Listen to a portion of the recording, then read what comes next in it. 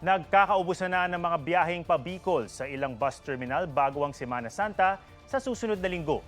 Dinarayo na rin ng mga deboto ang ilong pook para sa pamamanata. May report si Marisol Abduraman. Nauna na ang ilang pasahero sa Parañaque Integrated Terminal Exchange o PITX na lumuwas pa Bicol. May trabahong gagawin siya doon, kaya napaaga. Para konti pa lang yung mga babiyahe, para maluwang, para maaga kaming makauwi sa amin. Maluwag pang tingnan ang terminal kanina, pero nagkakaubusan na rin na biyahe pa Bulan-Sorsogon.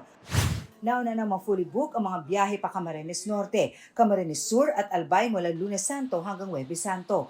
Kahit pa ordinary bus, may fully booked na ring biyahe pa Sorsogon at Albay ayon sa pamunuan ng PITX. Pinaghahandaan nila ang dagsa ng aabot daw sa 2.2 milyong pasahero. Nakikipag-coordinate tayo sa mga local government units, sa tollways, and of course sa ating mga traffic agencies. So sa ganun, at least, at the very least, tiyakin na maayos yung ingress and egress ng mga bus natin sa Metro Manila. O sa ganun, masundo, mahatid yung mga kababayan natin na efficient. Kasado na rin daw ang oplang biyaheng Ayos Semana Santa ng Civil Aviation Authority of the Philippines. Inaasahan nila ang hanggang 10% pagdami ng biyahero. Abiso nila sa publiko, maglaan ng 3 oras bago ang flight para iwas abala lalo na sa maliliit na paliparan. Ang biyaheng probinsya hindi lang para sa bakasyon, kundi para sa kanilang panata at pananampalataya. Sa Pangasinan, may mga deboto na sa Senior Divino Tesoro Shrine sa Calasiao. Sa Kasiguran, Aurora, inihahanda na rin ang isang simbahan sa tuktok ng Burol. Patok ding pasyalan ang Padre Pio Pilgrim Site sa Ilocos Norte.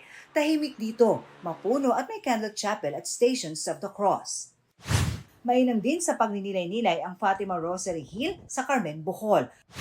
Sa Pampanga, puspusan din ang paghahanda ng lokal na pamahalaan para sa tradisyon ng pagpapapako sa krus. Dati nang sinabi ng CBCP na bagamat hindi nila kinokondina ang pagpapako sa krus, hindi nila ito iniendorso. Anila, hindi na kailangan ang literal na pagpapahirap sa katawan dahil isinakripisyo na ni Hesukristo ang kanyang buhay para maligtas ang sanlibutan.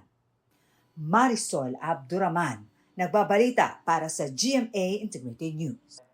Huwag magpahuli sa mga balitang dapat niyong malaman. Mag-subscribe na sa GMA Integrated News sa YouTube.